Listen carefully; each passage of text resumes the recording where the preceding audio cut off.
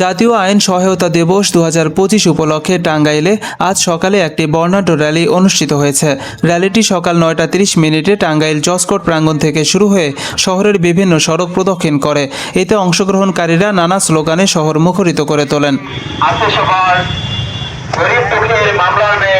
বাংলাদেশ সরকারও দেয়, সফল হোক জাতীয় আইনগত সহায়তা দিবস 2025 সফল হোক।